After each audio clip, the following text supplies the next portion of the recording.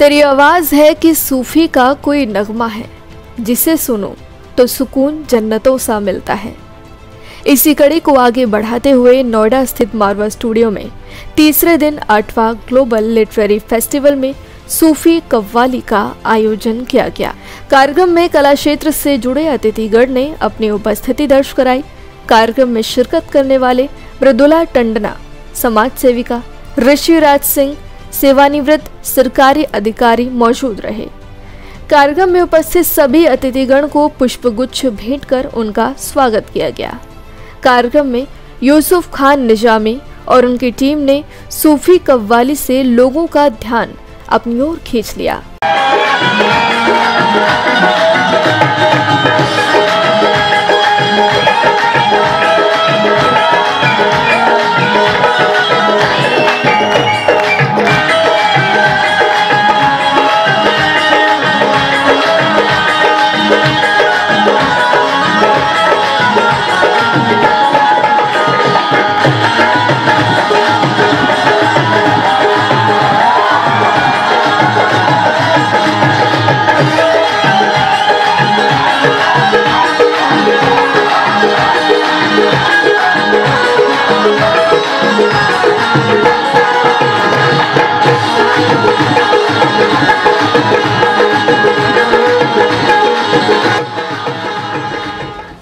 उन्होंने कव्वाली के माध्यम से भारत में एकता का संदेश दिया।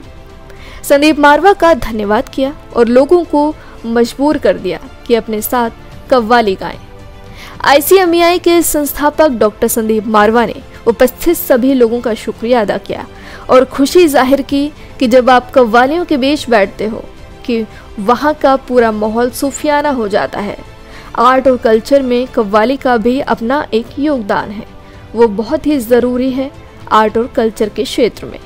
कार्यक्रम में आए सभी अतिथियों को डॉक्टर संदीप मारवा द्वारा मोमेंटो देकर सम्मानित किया गया। इस कार्यक्रम के अंत में उपस्थित सभी अतिथिगण संदीप मारवा और स्टूडेंट्स का धन्यवाद ज्ञापन किया गया।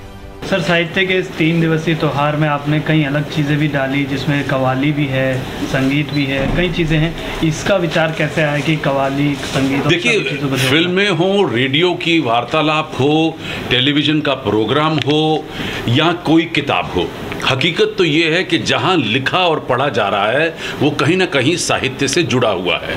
वो और बात है कि कोई गहरा साहित्य की बात करता है और कोई चालू साहित्य की बात करता है।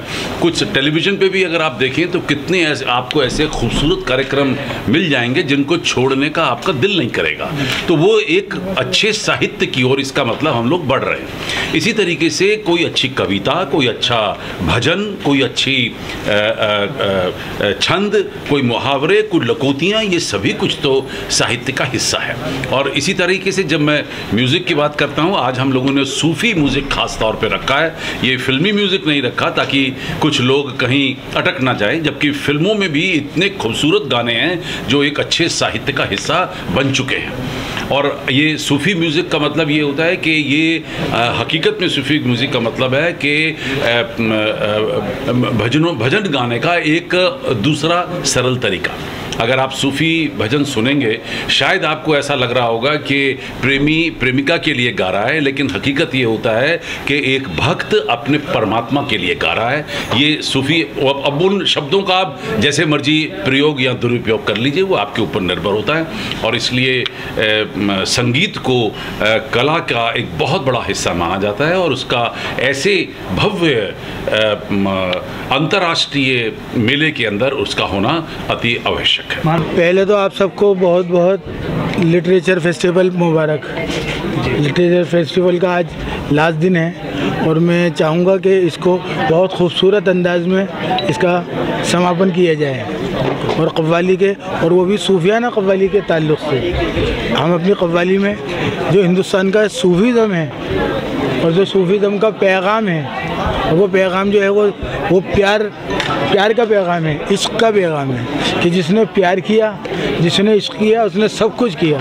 उस परमात्मा से हमारी यही दुआ है कि अल्लाह ताला ये फेस्टिवल जो है मारवा स्टूडियो और मारवा सेलिब्रेशन जो हो रहा है, इसको हम अच्छे से अच्छे इसको पेश करेंगे। साहित्य से काफ़ी जुड़ाव है, तो किस तरीके से समझते सूफीज़्म का साहित्य कितना बढ़ रहा है? बिल्कुल, सूफीज़्म से साहित्य सूफीज़्म से जुड़ा हुआ है और सूफीज़्म साहित्य से जुड़ा है, और ये हमारी हिंदुस्तान की गंगा जमनी तहजीब है। इसको सबसे ज़्यादा जो बढ़ा रहे हैं, इसको बढ़ावा दे रहे हैं, गंगा जमनी तहजीब को हमारे मारवा साहब कर रहे हैं। इनके लिए मैं दुआ करता हूँ कि अल्लाह ताला इनके काम में और तरक्की करे, और मैं दुआ करूँगा कि ऐसे फेस्टिवल अगर होते रहेंगे तो लोगों में प्यार बढ़ेगा, प्यार का एक पैगाम दिया जाएगा, गंगा जमनी तहजीब को आगे बढ़ाया जा रहा है, जो बहुत अच्छा है। गंगा जमुना की लहरों में प्यार के धारे बहते हैं,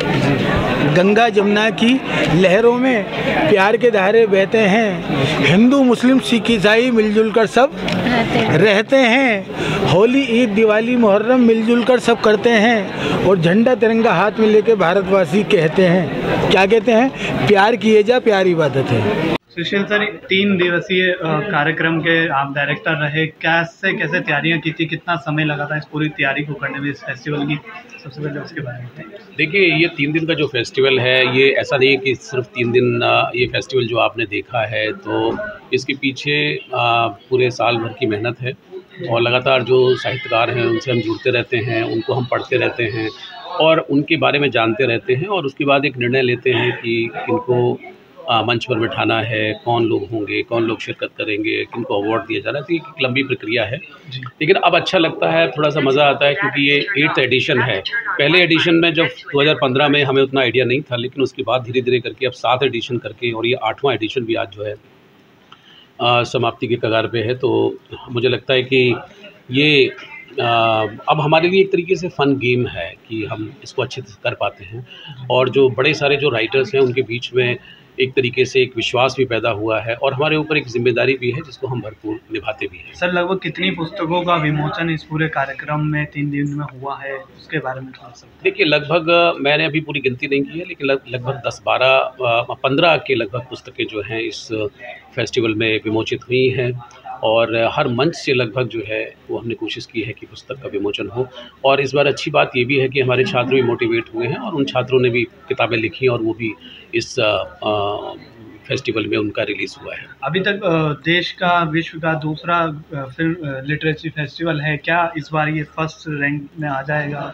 देखिए, हमारा कभी ये होड़ नहीं रही कि हम फर्स्ट रैंक पे आए या दूसरे रैंक पे आए, हमें सिर्फ काम करने का मतलब है, और जो भी देश के अंदर फेस्टिवल कर रहे हैं मैं उनको भी साधुवाद देना चाहता हूँ, वो भी बहुत अच्छा काम कर रहे हैं। लेकिन हमारा फेस्टिवल अपने आप में यूनिक है। यूनिक से मैं जब कहूँगा तो उसमें अंग्रेज़ी का वर्चस्व जो है वो रहता है। अंग्रेज़ी को हमारे लिए कुछ वो नहीं है, लेकिन हम उसके साथ साथ हिंदी भाषा और क्षेत्रीय जो भाषाएँ हैं उनका भी ध्यान रखते हैं।